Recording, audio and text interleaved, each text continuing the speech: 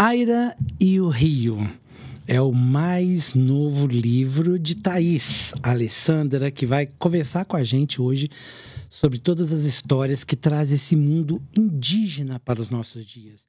E para a gente ser correto, a gente nem pode falar índios, né? Nem tribos, nem comunidades, porque a gente tem que começar a tomar cuidado com essas palavras, né? Para você que está nos assistindo, está nos ouvindo. De onde saiu essa ideia de escrever um livro e trazer um pouco dessa cultura? Então, em 2019, eu tive contato com os povos originários na Universidade Federal de Ouro Preto. Teve um evento sobre territorialidade, né? Um evento de cinema, no Cine Ouro Preto, em 2019. E onde as mulheres indígenas que estavam presentes no evento, uma delas, inclusive, historiadora, ela estava falando da importância das mulheres, né, negras, indígenas, contar a sua própria história de uma forma decolonial. E o qual diferente seria, né, se a gente contasse a nossa própria história. E durante o evento ela foi falando de várias questões que foram preenchendo a minha alma. E aí surgiu a pandemia em 2020. Eu não sei o que aconteceu, assim, acho que o inconsciente da gente vai armazenando, né, as questões. E aí, em 2020, eu comecei a escrever. Na pandemia, como eu sou multiartista, não pude fazer performance, então foi armazenando aquilo e fui escrevendo, né? Fui escrevendo. E assim que surgiu a inspiração. Thaís, o que é preencher a nossa alma? O que preenche a tua alma? É muito vasto isso, né? É uma fala, né? Alguma coisa que a gente observa de diferente, uma cor, né? A poesia, né? Das coisas que a gente observa. Por exemplo, no meu livro, a Aira se conecta com o rio, o Assá, o tempo inteiro, né? Isso, para mim, é preencher a alma, essa conexão com a natureza. É bem subjetivo, porque eu acho que cada pessoa tem esse lugar. Preenche a alma porque faz bem, preenche a alma porque se identifica, porque vai de encontro a um sonho que você quer realizar. Quer dizer, tem tudo isso misturado ou é alguma coisa específica da Thaís? Ou a historiadora que você citou no evento falou algo que você queria falar ou precisava ouvir? Então, começa pelo fato de eu ser ativista, que eu sou artista e ativista, militante social. Então, preenche a alma para mim no sentido de que eu ouvir aquilo e pensar, nossa, realmente, tem uma história ali que precisa ser contada de uma forma decolonial, tem uma opressão ali contra os indígenas que precisa ser relatada, né? E aí eu vou pensando em alguma forma de organizar aquilo por empatia, né, aquela problemática que está sendo apresentada para mim. E depois também, claro, tem a realização de um sonho, mas o meu sonho ele nunca é vazio, sempre tem alguma coisa de intuito de contribuir com a sociedade. E aí entra a Thaís, ativista social, né? Artista, ativista. E você vem, gente, com um monte de palavras, né? Ela veio multi pro programa, com um monte de palavras. Vamos explicar um pouco isso. Você falou dos povos originários, você falou da questão da territorialidade, a questão do decolonial e artivista. Vamos fazer um momento glossário aqui, explicar um pouquinho isso para quem está nos assistindo, para quem está nos ouvindo. Deixa o artivista por último, que aí você fala um pouco mais de você dentro dessa questão artivista. É você que aqui explica cada um dos termos? É porque você falou povos originários e o que acontece? Para muita gente, são termos que a gente vê, né? Tudo que hoje é correto falar, né? Essa questão de não vamos usar isso, vamos usar aquilo. E quando a gente fala povos originários, a gente está falando de quem, por quê, né? Dessa questão. É só para a gente deixar claro e as pessoas não ficarem com dúvidas, né? Afinal de contas, é um programa multileitura, então vamos entender o que a gente está falando, vamos aprender mais, vamos levar mais termos para o nosso vocabulário. Então, primeiro eu busquei referências. Quando houve a inspiração, eu também, como eu sou mestra em artes cênicas, eu fui para pesquisa. Eu sou artista e pesquisadora. Eu nunca vou fazer uma coisa só da minha cabeça, apesar de ser uma obra ficcional. A Célia Colette é uma autora, né, que ela tem uma obra chamada Quebrando Preconceitos, e ela fala sobre os povos originários e como educar a partir educar, né, a partir de quebra de estereótipos e algo do tipo. Então ela coloca que alguns indígenas se identificam como povos originários. Originários vem de origem, né? Porque a história colonizada, né, colonial, conta-se pra gente que quem descobriu o Brasil foi Pedro Álvares Cabral, o que torna invisível os indígenas que já estavam, né, no território brasileiro. E índio, por que índio não é um termo que deve ser usado, né, segundo a autora que eu pesquisei? Porque é errado dizer, porque quando vamos dizer assim, chegaram ao Brasil os colonizadores, eles achavam que aqui era Índia. E aí, com isso... Eles queriam ir para a Índia, na verdade. Queriam ir para a Índia. Né? Então, eles acharam que estavam na Índia. E aí, denominaram que quem estava aqui eram os índios. Que, na verdade, seriam os povos originários. E aí a gente entende um pouco mais sobre os povos originários. Isso. E aí, alguns indígenas se assumiram índios, segundo a autora, para ressignificação do termo. Ressignificaram o termo índio e assumiram aquilo, mas não com aquele sentido pejorativo que estava sendo colocado quando... Por isso, indígena. Isso. Até muita gente usa pejorativamente, até como bullying muitas vezes, né? Sim. Fulano é índio demais, se é índio, enfim. Brincadeiras à parte, talvez por isso o termo mudou, assim, não só o termo índio, né, na verdade, mas assim, outros termos, até a questão, os negros e outras questões que vêm mudando, né? E a gente, dia a dia, precisa aprender um pouco isso, né, Thaís? O que é até difícil, eu fico imaginando vocês escritores e o cuidado com a escrita, porque por mais que permita, né, uma história ser livre, mas até para escrever a gente tem que tomar um certo cuidado para não se queimar ou se comprometer. E aí a gente volta para o seu termo artivista, né? Então a Thaís é artivista. Conta pra gente o que é ser artivista. Eu imagino que é um termo novo que você criou.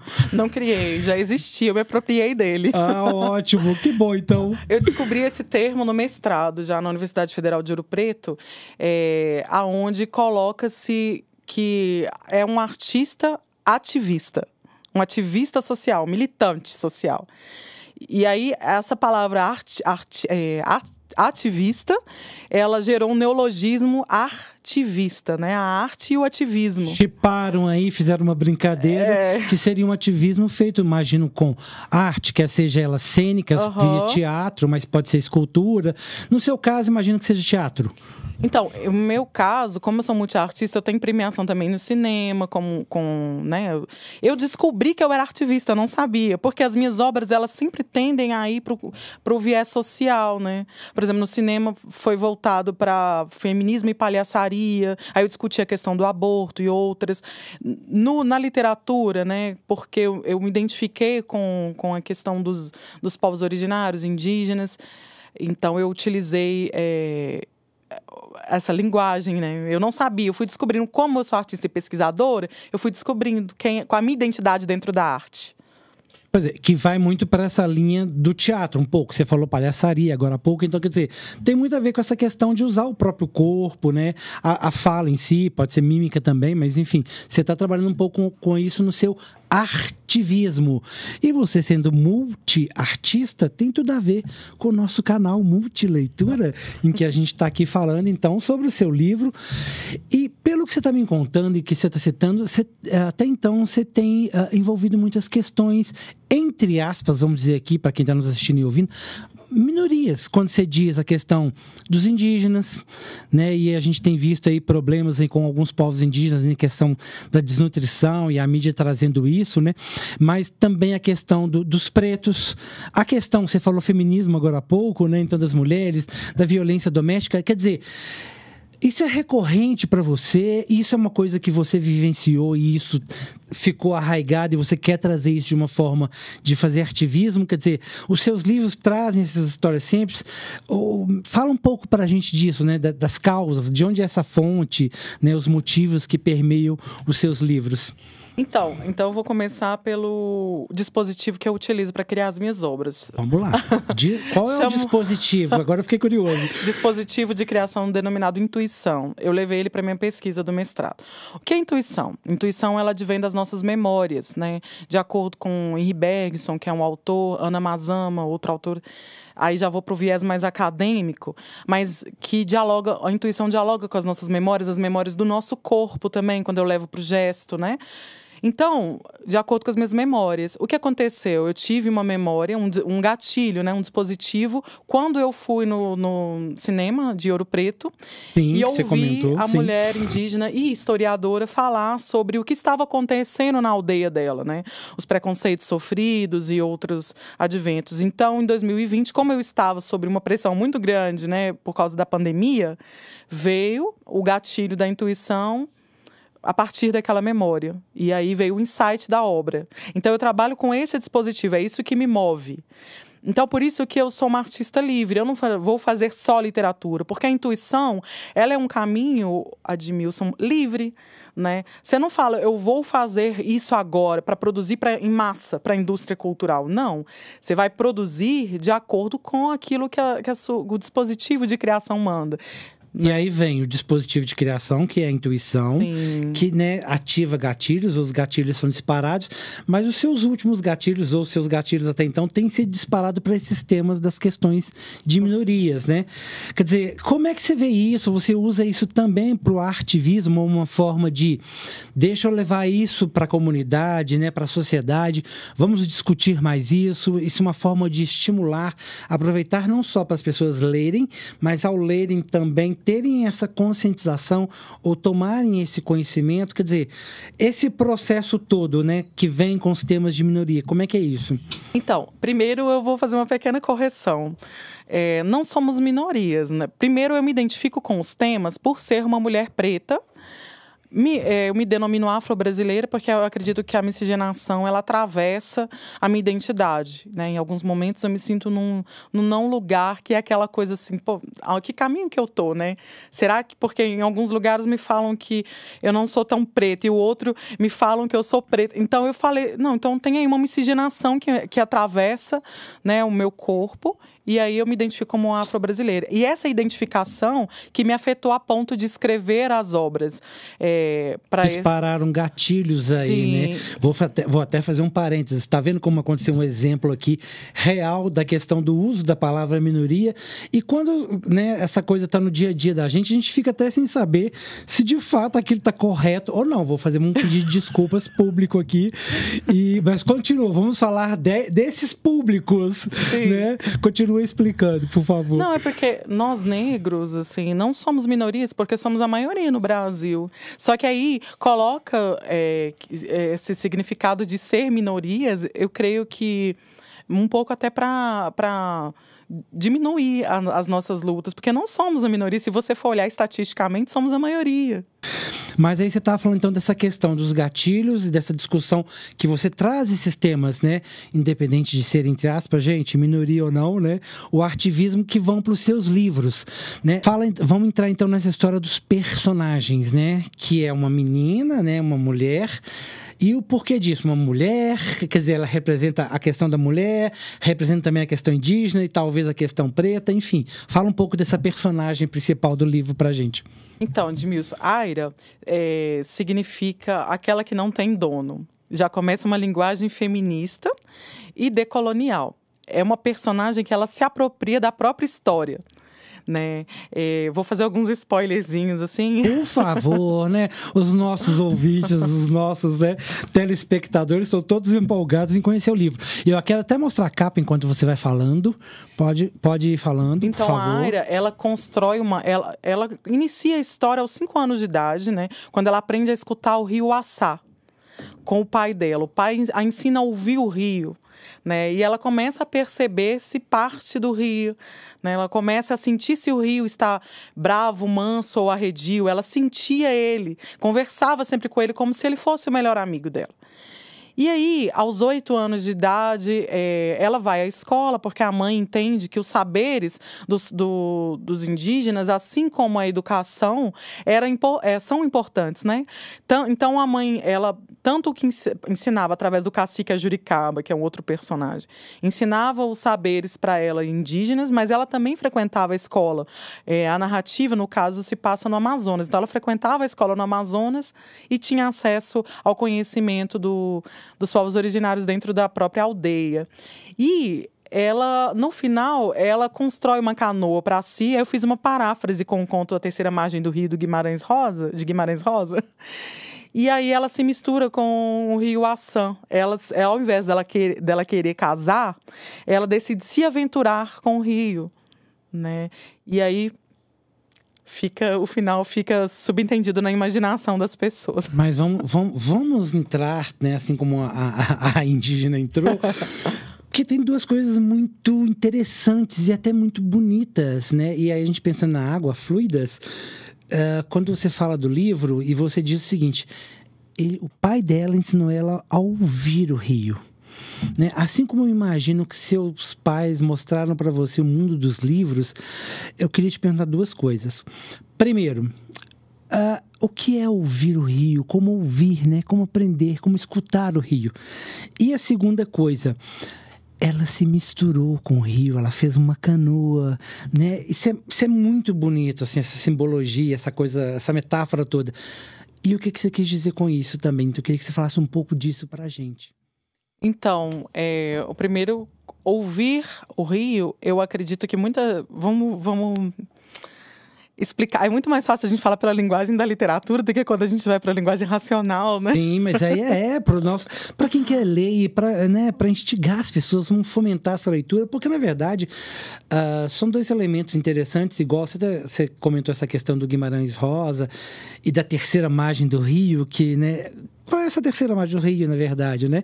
Mas é isso, é esse instigar das pessoas, né? Agora, o que é escutar o rio?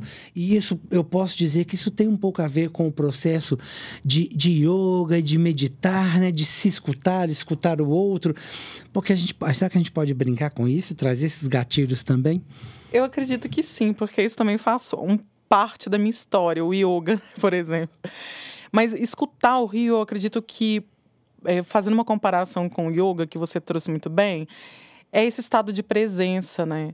Porque muitas vezes a gente fica tão atento ao celular e as pessoas não passam, não observam os pássaros, elas não observam a natureza, né, em si. E quando ela se coloca para escutar o rio, ela se sente parte daquele rio. Por exemplo, eu até falo, né, que se matarmos todas as árvores, todos os rios, né, construindo barragens e o que está acontecendo, a gente também vai morrer. Então, enquanto o ser humano não se entender como parte da natureza, ele não vai sair dessa coisa, dessa lógica de destruição. Então, escutar é se sentir parte daquilo, no caso do rio, e, ao mesmo tempo, estar num estado de presença. Porque a gente não consegue escutar quando a gente não está no estado de presença. Muitas vezes as pessoas estão passando o tempo inteiro, com pressa. Não escuta o outro. Elas ouvem, mas elas não escutam.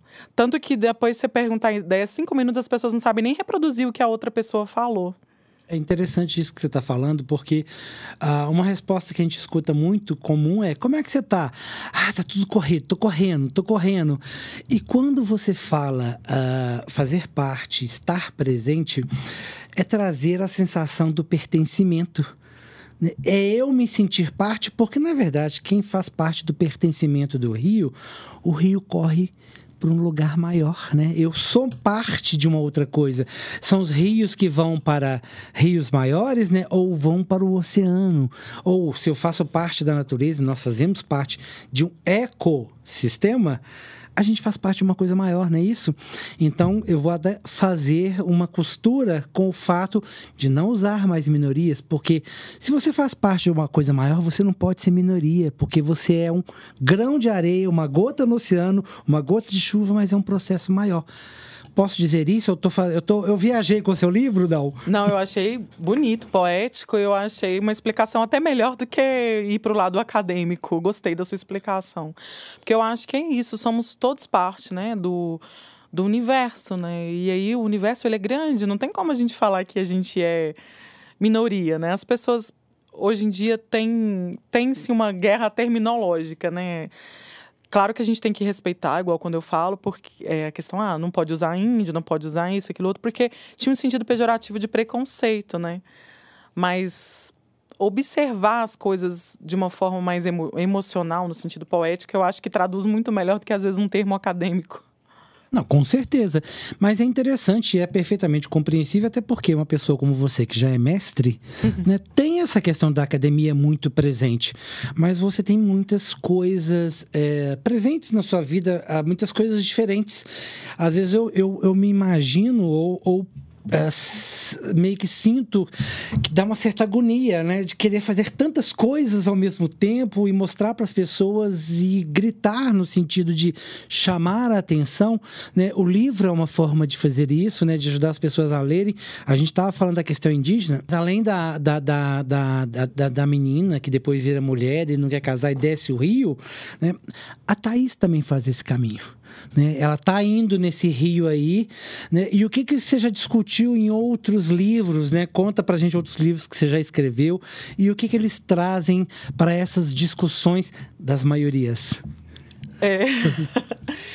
Então, os outros livros ainda vão ser publicados. Eu comecei a escrever aos 8 anos de idade, né? Eu escrevi... Muito nova, Thaís. 3 livros com 8 Como é anos. que é isso, escrever com 8 anos? Você mal sabia, entre aspas, escrever direito, né? Você devia ter...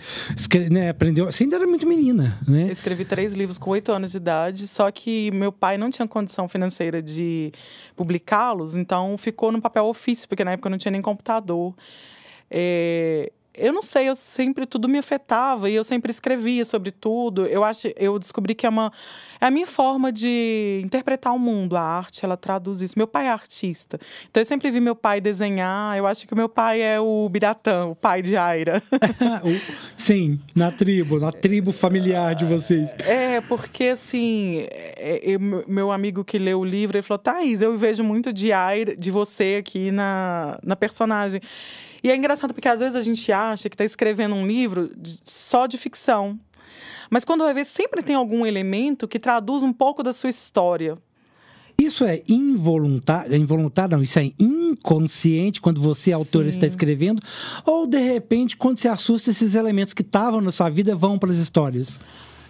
Vão pra história. Eu não, assim, não tenho essa pretensão. Normalmente eu acho que eu tô escrevendo sobre um personagem. Depois eu falo, nossa, isso aqui aconteceu na minha vida. Eu falo, como pode? Porque não foi algo pensado. Eu pensei na personagem. Quando vai ver, tá atravessando ali, né? No seu caso, foi inconsciente. Inconsciente, total, assim. E aí, quando eu fui ver, tinha alguns elementos. A minha irmã olhou e ela falou assim, parece com você fisicamente. Aí eu falei assim, gente, mas não tive essa pretensão. Eu achei que eu realmente estava falando só de Aira, né? Então...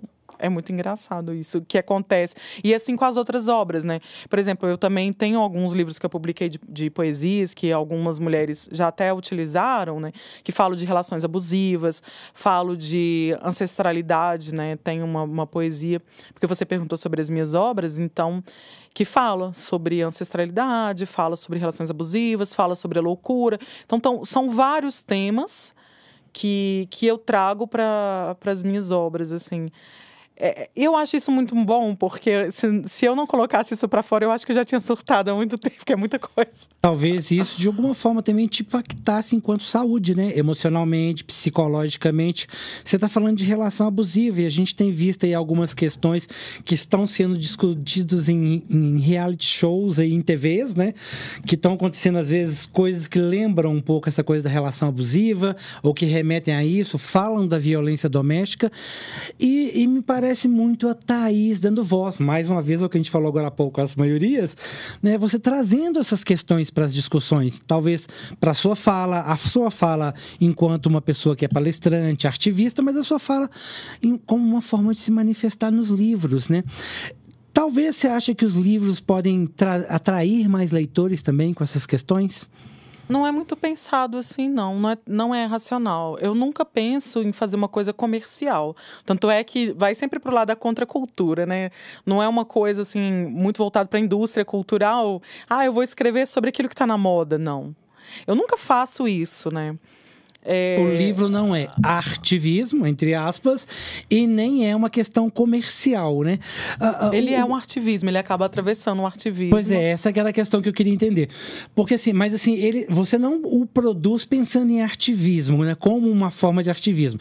Você faz lá suas performances, coisas nesse sentido como artivismo, mas você não vê o livro assim e nem como comercial, né? Quer dizer, como que o livro entra aí? É uma forma de botar para fora, aí eu posso brincar que ele é uma válvula de escape, como de repente se eu cantasse no banheiro para botar para fora, ou pessoas que preferem fazer yoga ou caminhada, quer dizer, seria a sua válvula de escape de botar essas coisas para fora? Sim, eu na verdade estou começando a entender os meus processos criativos, porque isso nem é tão claro para mim, assim, sabe? Eu fui entender um pouco mais quando eu fui fazer mestrado, porque eu quis pesquisar a minha arte no mestrado. O bom de artes é isso, que você pode escrever na primeira pessoa, você pode falar sobre você no seu trabalho. Então, eu pude entender que eu trabalho com as minhas memórias, que é o que eu sei, e eu escrevo. E depois eu tenho o sonho de publicar e publico para fazer as pessoas... Eu sei que a minha intenção, ao fazer qualquer obra, é fazer as pessoas pensar fora da caixa. É incomodar para que as pessoas observem, olha, tem isso aqui, vamos olhar para isso, né? Como no caso, a obra, ela foi muito um incômodo que eu estava, que não existem só indígenas de pele avermelhada e cabelo liso. Né? E uma fala que a indígena historiadora, né, colocou é que na educação básica, reproduzem que os indígenas batem na boca e fazem aquele sabe? Isso era usado como uma linguagem para oprimir os indígenas. E aí, a educação básica entende que é uma linguagem dos próprios indígenas. E é uma mentira que foi contada na educação básica. Então, assim, e é reproduzido. Então, aquilo ficou me incomodando. E aí eu fiz a Aira, né, que é uma personagem que não está só na aldeia, ela também está nas escolas, na escola. Ela também comunica, né, e ela troca saberes com a professora. Então, também é uma crítica à educação formal, meu livro. Porque ela está ali o tempo inteiro trocando com a professora dela, ela recebe conhecimento, mas ela passa. Tem uma hora que a personagem ela levanta e ela, com licença, professora, e ela vai dando uma aula, né, sobre a indústria alimentícia, como que ela está matando os animais, né? Então, assim, é sempre esse incômodo. O meu incômodo também, porque eu tenho uma conexão muito grande com a natureza. E um incômodo com essa destruição do Amazonas, um incômodo em relação à forma como o antigo desgoverno estava tratando o Amazonas. Tudo aquilo foi gerando um incômodo tão grande que, se eu não escrevesse, eu não sei o que ia acontecer. Então, surge de um incômodo muito grande, né? Daquelas coisas que eu estou vendo que eu falo, poxa, a sociedade tem que olhar para isso, não é possível. Sabe? E é tão interessante porque quando eu faço alguma coisa, eu acredito tanto naquilo. Por exemplo, eu não tinha dinheiro para publicar o livro.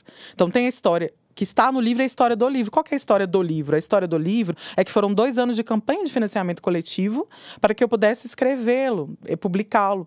Então, assim, eu acredito naquilo e realizo. Qual é esse investimento, assim, uma média, assim, do valor que você demorou esses 2 anos para investir nesse livro? Em que sentido? Não entendo. No sentido do que você teve que despender de recursos mesmo, de dinheiro. Porque, obviamente, tem outros recursos aí que talvez não foram mensurados. Qual que seria o valor do seu trabalho, do seu tempo, né? Você teve o dinheiro para materializar esse livro. Mas tem toda a questão imaterial que você não imagino que você não tenha mensurado em espécie. Sim. Assim, você fala de valores mesmo? Por exemplo, foi R$1.000. Eu imprimi 200 livros e foi 50 mil. Cada ilustração, para você ter ideia, é R$95. Foram 20 ilustrações. Não é uma coisa simples, né? Não é uma coisa Fora o papel, a editora, a revisão, né? Então, quer dizer, para quem está nos ouvindo e, enfim, assistindo, quer dizer, ser escritor e trabalhar todos esses processos, né, do fazer, como você disse no seu caso, vem da intuição, desse dispositivo que gera os seus gatilhos, né? Não é um processo simples, né? Quando a gente é um produtor independente, um autor independente.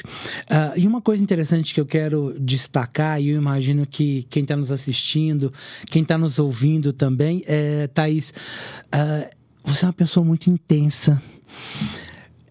O seu livro é muito denso, porque vem muitas coisas aí, né? Vem um livro que não é só questão indígena, né? Vem um livro que traz a Amazônia, vem um livro que traz a questão de transtornos psicológicos, porque tem a questão da bipolaridade que você trabalha aí.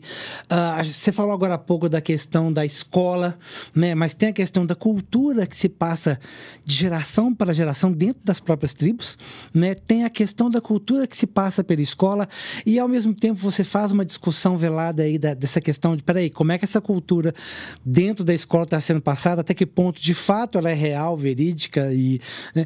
Tem a questão do processo em que, como que eu me encaixo no mundo onde eu estou, e a questão do que vem de pai para filho. Quer dizer, você está percebendo, né? Vocês estão percebendo quão denso é esse livro, né? Por mais, vamos ver aqui quantas páginas, né, Thaís?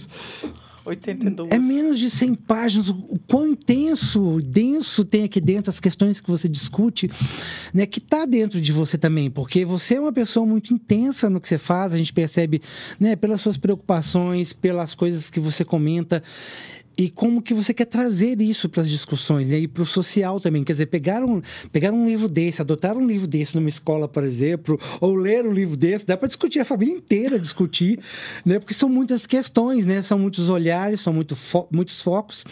Você já percebeu, você já se atentou para isso?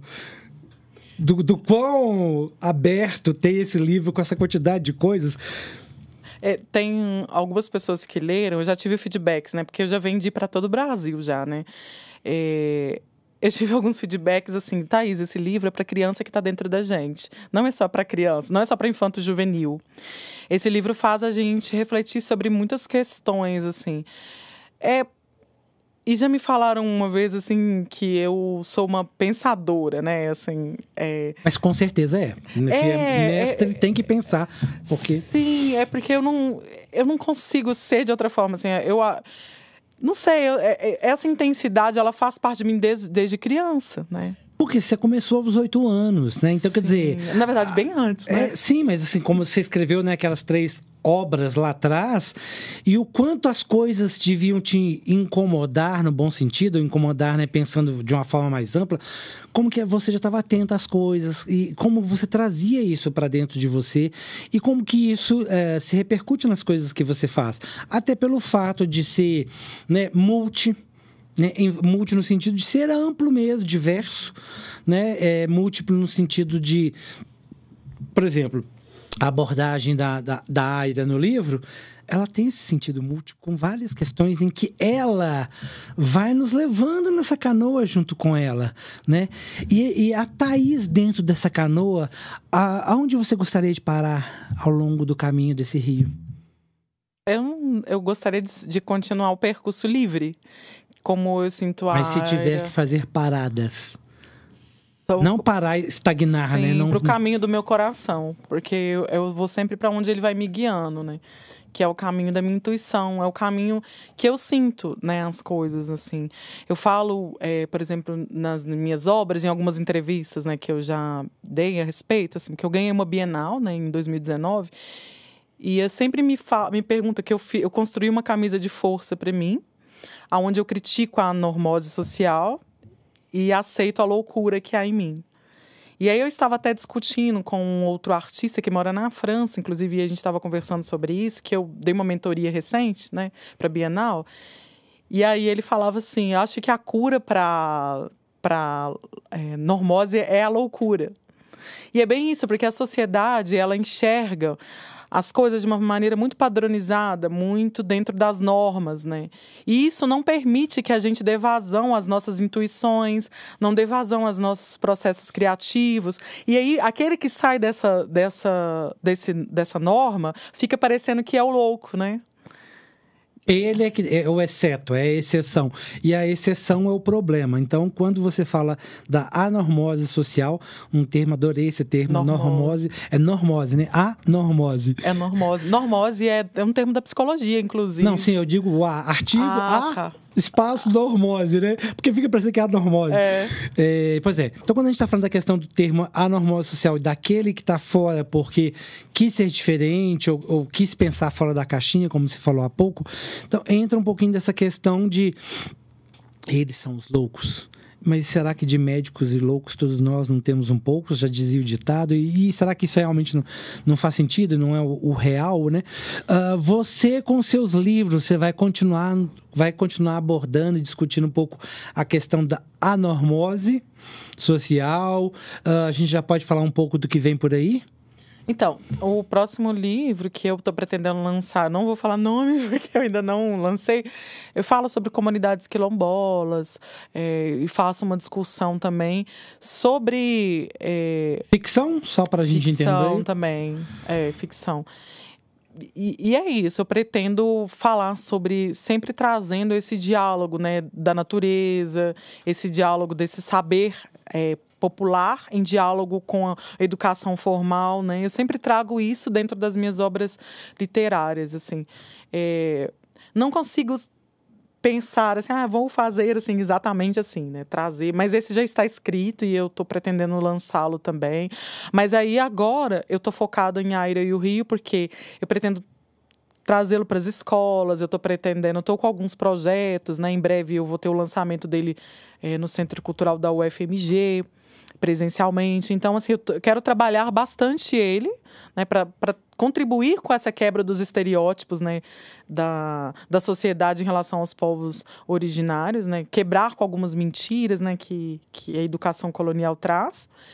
E aí lanço outro, porque não adianta eu lançar um livro em cima do outro e não trabalhar aquele livro para poder, sendo que a minha real vontade é desconstrução, né, desse pensamento colonial, assim. Sim, até porque todos os projetos demandam prazos, investimentos, é um tempo que você despendeu ali, né? Então, quem estiver aí participando dessa nossa conversa, né? Quiser levar a Thaís para sua escola, faça contato com ela, né? Vai estar todos os contatos dela, informações sobre ela na legenda, para você conhecer mais dela, do currículo, dos livros, né? Ela também escreve poemas, poesias, e tem algumas coisas interessantes aí, então, para fazer essa discussão para a escola, para a gente ajudar a formar mais leitores, né? Para a criança que tem dentro de você, para a criança que você é, pais. E, Thaís, uma dica para a gente. Por exemplo, você começou a escrever há menos tempo do ponto de vista de produzir seu material, apesar de escrever desde os 8 anos. Para quem quer escrever, para quem quer começar a ser escritor, quais são os seus caminhos, quais são as suas dicas para essas pessoas? Eu falo para as pessoas perderem o medo da gramática e começar a se ouvir mais. Porque tem tantas pessoas que elas estão tão presas à escrita formal que elas têm medo de produzir, né? Não, mas eu não sei o português tão corretamente, eu não... Dê vazão, depois você preocupa em corrigir. Mas dê vazão às suas emoções, dê vazão às suas intuições, né? Se escute mais, assim, e escreva aquilo que está te incomodando. Comece a observar, né, um rio, a observar um pássaro, a observar as coisas que estão te incomodando e colocar no papel. Eu acho que esse exercício de observação, de autoescuta, é um excelente exercício para começar a escrever. Ótimo. Seja intuitivo, deixa aí as suas memórias, se for o caso, ou enfim, não perca a oportunidade, a sensibilidade de se encantar com as coisas, né? Como você citou aí, os pássaros, a formiga que carrega folhas pelo jardim. E a gente falando disso, a Thaís vai se preparar aqui, porque ela... Dentro da sua né, arte, ela também conta histórias, né? Isso, Thaís. Ela vai pegar um trecho do livro e vai apresentar para a gente em primeiríssima mão, tá? Ela está se organizando aqui, né, se preparando também profissionalmente, até mesmo, enfim, como ativista e multiartista que ela é, para passar a fazer isso também no cotidiano dela. Conta um pouquinho para a gente, antes de você começar a falar para a gente como é que é isso, esse projeto aí na sua carreira. Eu achei engraçado, porque eu não sou contadora de histórias, o livro está me conduzindo para esse caminho. E eu tô permitindo dar vazão a essa brincadeira e tô adorando. Aí... Você tá deixando fluir, né? Como a água do rio. Você tá dando uma paradinha aí, vamos ver como é que vai ficar isso. Eu acho que eu gosto dessa coisa de autodesafiar, né? E aí, mas eu achei interessante que eu falei assim, gente, como que eu vou contar história? Me falaram que eu tinha que contar para vender meu livro. Eu falei, como que eu vou contar histórias? Aí comecei a ficar pensando nisso, falei, agora eu vou deixar. Tipo, tem uma hora que a gente tem que pensar, e depois a gente tem que relaxar para a intuição vir.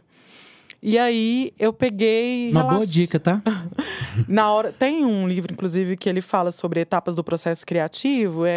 Você observa, né? E depois você anota as coisas. Depois você vai fazer alguma coisa de lazer para ele poder... Para aquele processo... Deixar reservado. E aí veio na minha cabeça a questão dos instrumentos musicais. E aí eu procurei no Instagram não vou fazer o merchan aqui sem fazer, mas se puder falar, porque eles são muito... Pode falar. Chama Sons Mágicos, os instrumentos. Tem sons da natureza. E aí eu achei o pau de chuva, que é um elemento utilizado pelos povos originários em alguns rituais, né? Tem tudo a ver com o livro. E eu achei um instrumento que eu não trouxe agora, que ele tem o som do oceano, chama Ocean Drum. E você escuta o oceano, então, para chamar o assá, né, que é o rio. Então eu fiquei pensando, olha, esses elementos seria muito legal para utilizar, para contar a história, para as crianças se sentirem pertencentes, né, à natureza, ao perceber o som, né, ao escutar o som. E aí eu gostei da brincadeira e falei, agora posso ser contadora de histórias, eu vou brincar. É me permitir brincar, eu acho que é muito isso, a gente dar vazão à nossa criança interior, né? Sair dessa coisa da educação muito formatada das pessoas. As pessoas estão tão engessadas, Edmilson, que elas não conseguem dar vazão à sua criança interior. Elas conseguem só fazer assim, vou trabalhar 8 horas, vou fazer... É tudo tão metódico que as pessoas vão entrando em depressão, elas vão entrando em processos de pânico. Não generalizando, porque nem todo mundo é por isso. Alguns casos específicos não é. A gente não pode generalizar. Gatilhos são diferentes. Cada pessoa é única. Mas, na sua maioria, porque a sociedade nos adoece, né? E as pessoas aceitam essas normas que a sociedade impõe. Vão absorvendo, né? Vão absorvendo. Ou simplesmente vão padronizando, vão vivendo aquilo dali sem sair fora da caixinha. Ou, enfim, a normose social. A Thaís não vai ficar devendo pra gente o outro instrumento, não. Ela vai se comprometer aqui de gravar um vídeo pra gente e nós vamos colocar o vídeo no final dessa nossa entrevista para vocês verem como é que é esse instrumento, escutarem o som dele, tá? Vamos lá então, Thaís, vamos ver, vamos sentir e vamos ver se a gente aprova essa contação de histórias que ela vai fazer pra gente. Aira, escuta.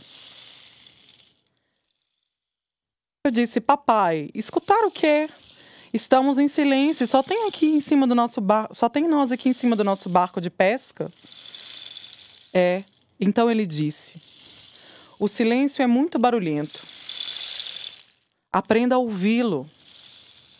Então simplesmente ficamos calados durante toda a sua pescaria e comecei a ouvir o assá. Suas águas doces e barulhentas, que nos traziam peixes e mais peixes, além da sensação de paz que as suas margens nos traziam. Uma calmaria que as palavras não podiam descrever. Pensei, papai tem razão em relação ao silêncio. A partir daí, comecei a brincar às margens de Uaçá todos os dias, antes de ir para a escola. E sempre que possível, pedia ao meu pai para me levar às suas pescarias. Só para escutar o silêncio de Uaçá. Era a minha brincadeira preferida desde os meus 5 anos de idade, que foi quando aprendi a escutar o silêncio através do rio. E a partir daí, ele se tornou o meu melhor amigo. Éramos tão íntimos que só de vê-lo sentia se ele estava bravo, manso ou arredio. Sabia direitinho se ele estaria rebelde no dia que meu pai cismava de pescar e sempre avisava: papai, hoje o assá não vai te dar peixes, não. É incrível, né? Como que uma contação de história pode despertar o nosso imaginário. É mais do que isso que a Thaís quer fazer com vocês, ouvintes, vocês telespectadores e os leitores, não só do livro dela, mas os leitores em geral. Está aqui o nosso convite, vamos ajudar o Brasil a se tornar um país mais leitor. Você pode fazer o exercício aí do imaginário, né? O exercício de ouvir o rio no silêncio.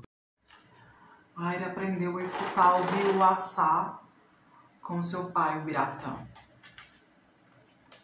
Foi assim. Aira, escuta.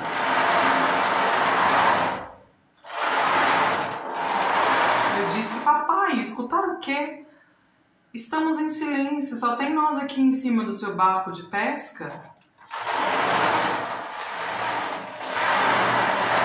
Então eu disse, o silêncio é muito barulhento. Aprenda a ouvir.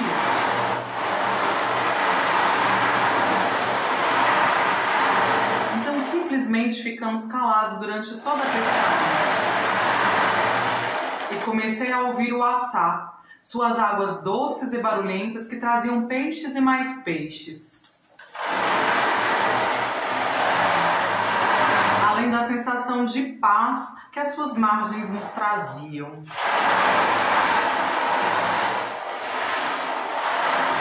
Uma calmaria que as palavras não podiam descrever.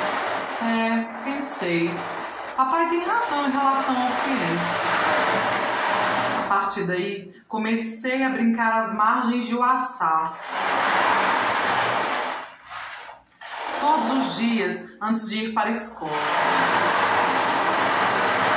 E sempre que possível, pedia ao meu pai para me levar em suas pescarias, só para escutar o silêncio de Uaçá.